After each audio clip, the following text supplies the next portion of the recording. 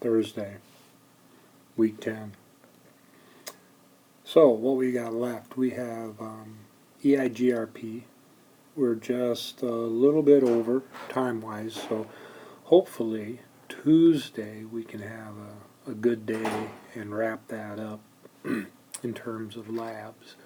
Working on them. The skills-based assessment, I'll look that over before Tuesday and give the students an update where they're at.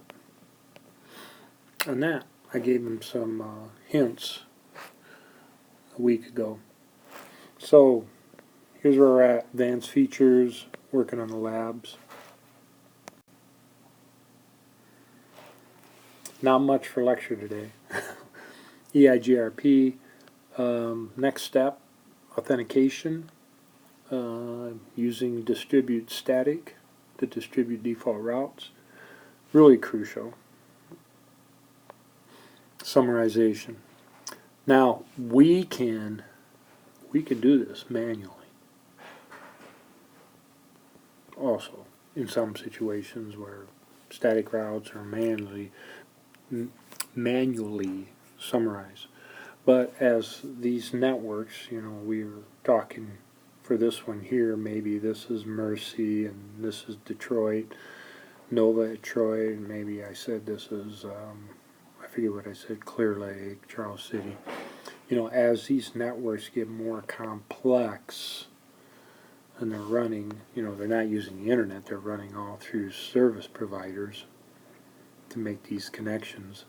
As they become more complex, auto-summarization within your routing protocols is good if you address them okay, if you have appropriate addressing. Load balancing, that concept, let me use a different color here.